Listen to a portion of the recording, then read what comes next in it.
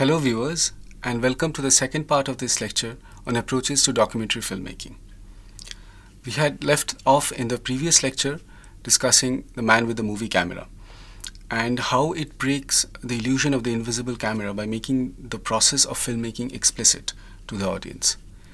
The film has many other interesting facets which led to different other stylistic developments in the history of documentary films. Primarily, the man with the movie camera does not seek to tell a story. It does not seek to merely record certain events.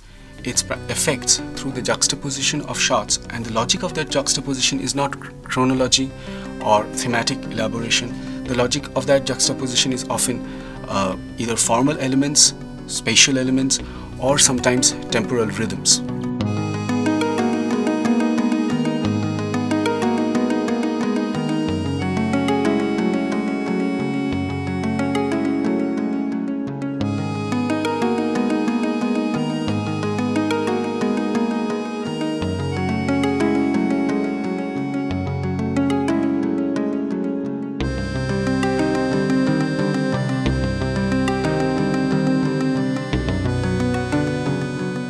It has been further developed by later filmmakers, and it has in a way created a different genre of documentary filmmaking which is often referred to as the poetic documentary.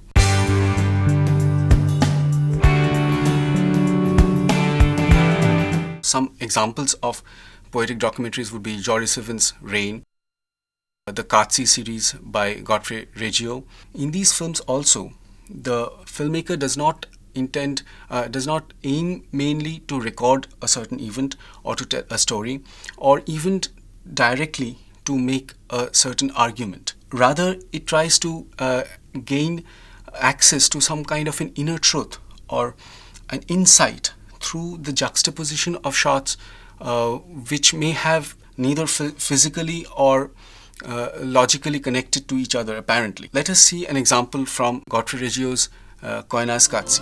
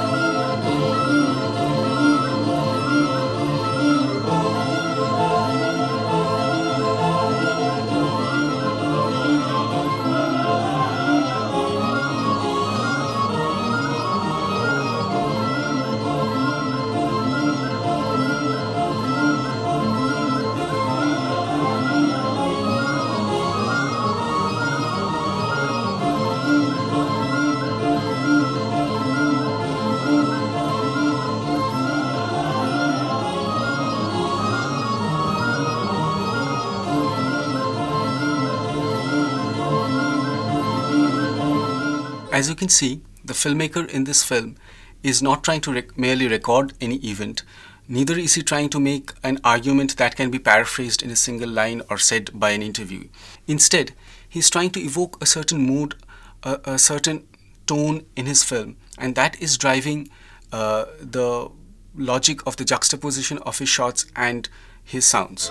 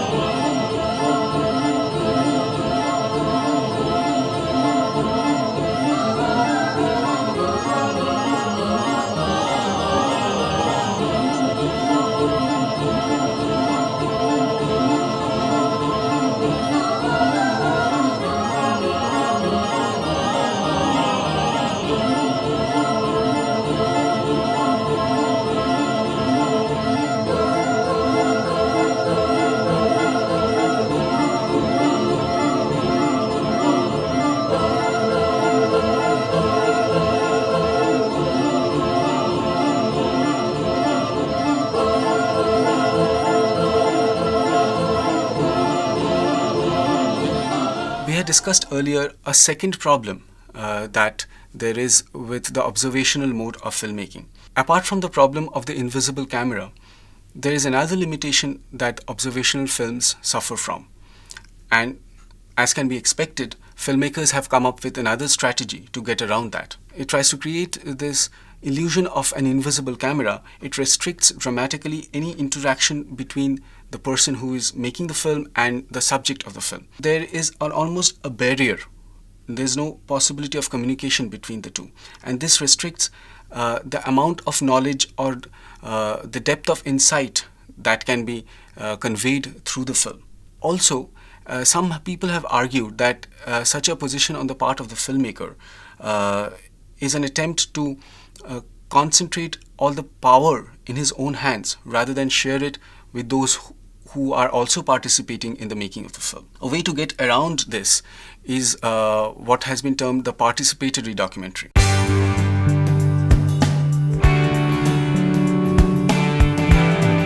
A very early example of this, of course, is Nanook of the North. When Flaherty was making the film, he lived with his subjects for months at a stretch, and after shooting, he would show rushes of the film to Nanook and his family. And Nanook himself participated in the making of the film. He suggested ways in which new sequences could be shot, especially the hunting sequences were, to a very large extent, his suggestions.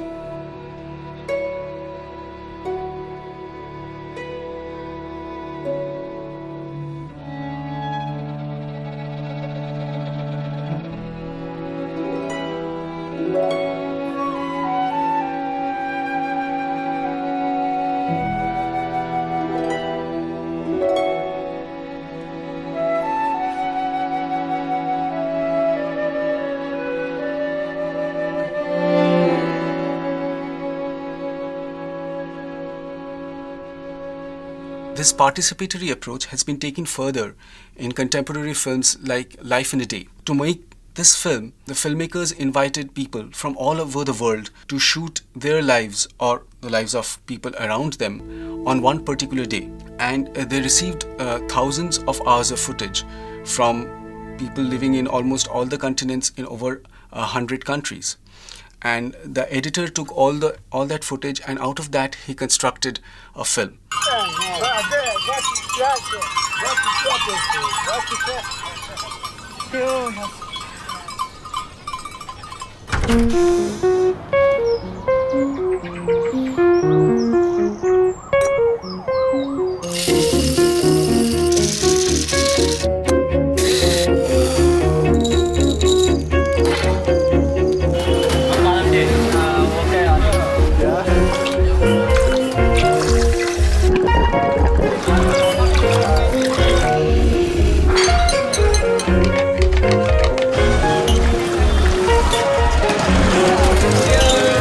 The result of this is that we get to see a view of life as it is lived across the planet, told from as seen from different perspectives of people living in different areas, in different socioeconomic backgrounds, in different stages of their life. What a great boy you are, and of course I know that. And I know that it's hard. I've never been in a hospital. I've never been like this before. But I just need us all to help each other, okay? And I know that sometimes when we ask you to do something to help, sometimes it's because you don't want to go upstairs because you get scared. And that's fine. I understand that. Dad, If it's because you're scared to go upstairs by yourself or downstairs by yourself, just tell me that. I will. Okay. Sometimes you're gonna go. Well, And stop videotaping. Bobby, I was going to give you a camera too. we're gonna do a project, a family project, okay? Can we all agree to do the family project? If not, then we can't. Do you want a camera? Okay? What? Do you want a camera to videotape me? It's gonna be a family project. But I need to have a happy boy today, okay? You have to be happy if you have the video camera though. Why? Because it's a happy film. Alright? And it has a happy ending.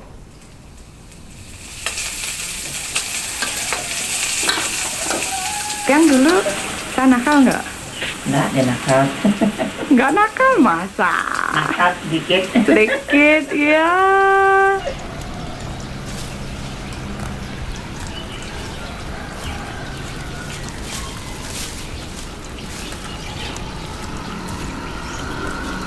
masuk kerja sama kita berapa lama lalu? Udah ada 25 tahun.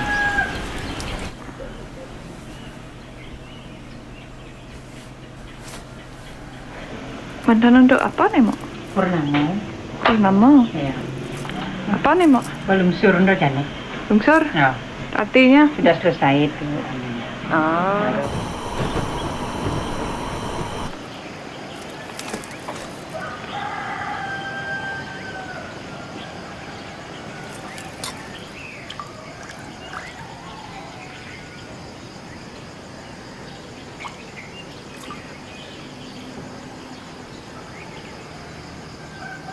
This gives a much more rounded, a much more 360-degree perspective of life as it is actually lived than could have been told by any single filmmaker going across all these places with his camera.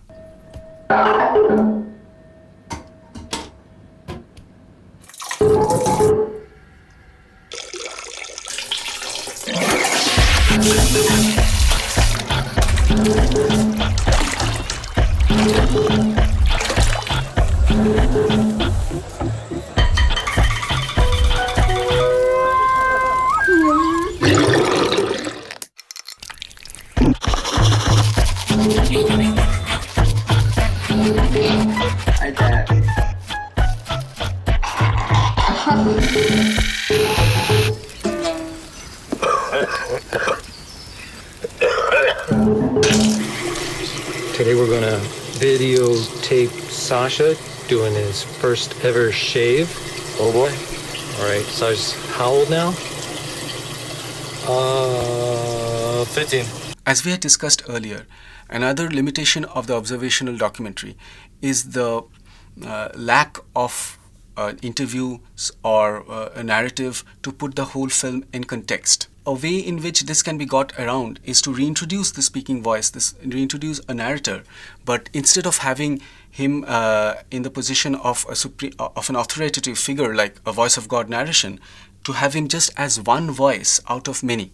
This strategy is employed in by many filmmakers who make what might be called a string of interviews film, or sometimes it's referred to as an essay collage film.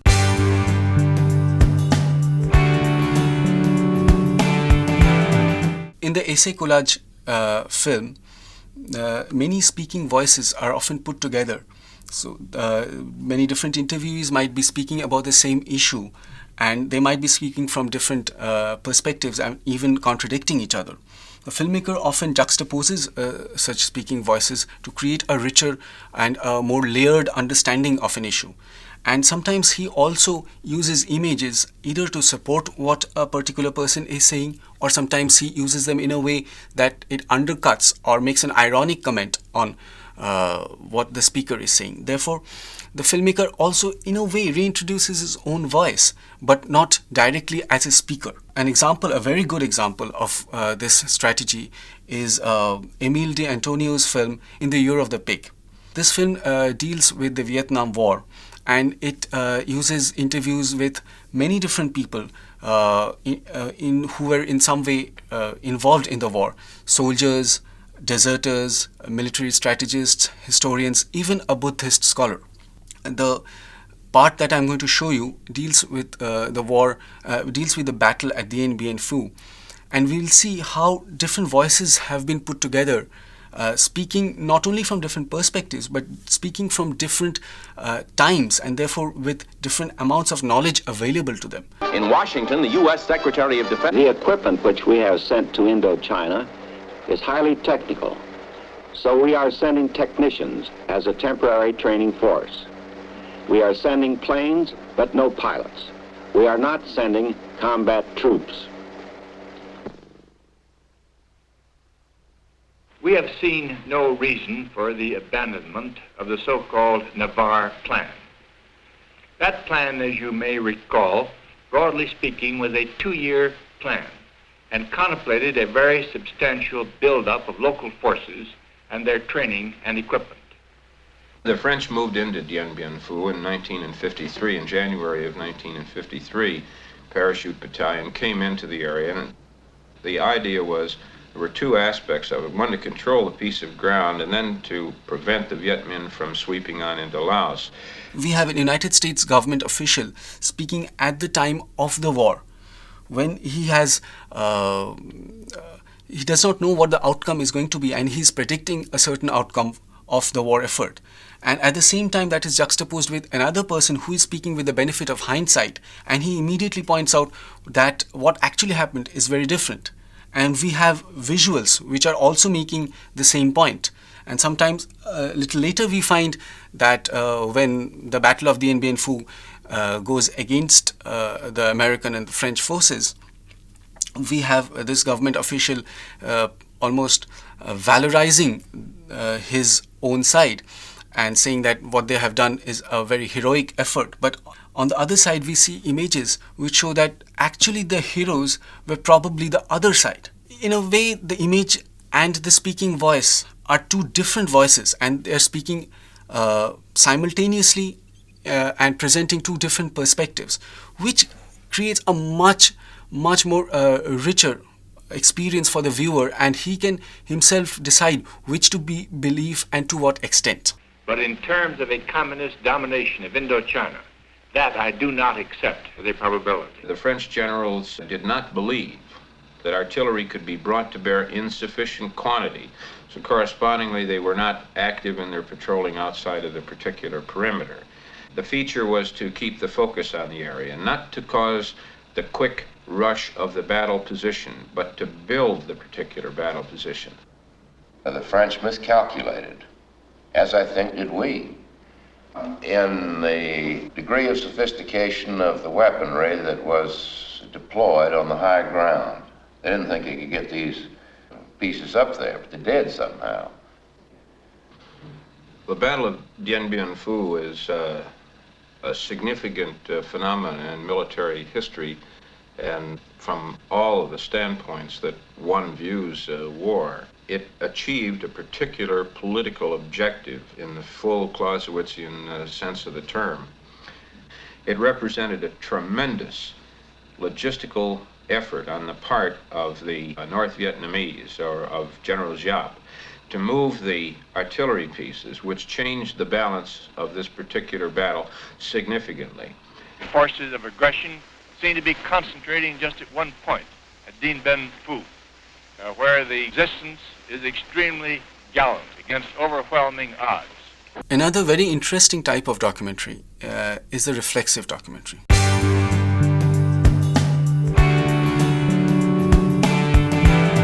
A maker of a reflexive documentary is primarily interested in the process of filmmaking itself, the kind of communication strategies that might be involved, the kind of roles it creates for the filmmaker as well as the audience, the power equation between the two. These kind of questions hold primacy for a filmmaker making a reflexive film rather than the apparent subject of the film. A good example of a reflexive film would be Ines Wardau's The Gleners and I.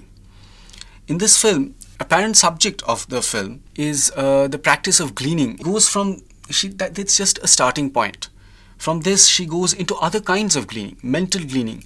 That is how we record our memories and what importance it has for a person. As we can see, the filmmaker is trying to make transparent her motivations for making the film as well as the craft of the filmmaking process itself. I think the aim of this approach is to have a more honest conversation with the viewer and to draw him into the process itself rather than to create this illusion of an impersonal or an objective, of the creation of an impersonal or an objective document. So far we have been discussing these approaches to filmmaking as if they are mutually exclusive. That when we are making a film, a filmmaker decides to go by following only one method or the other. Of course, that is not the case. Many filmmakers use a combination of these strategies. For example, a film like Être et Avoir by Nicolas Philibert draws heavily on the observational strategy, whereas he also uses a few interviews sometimes.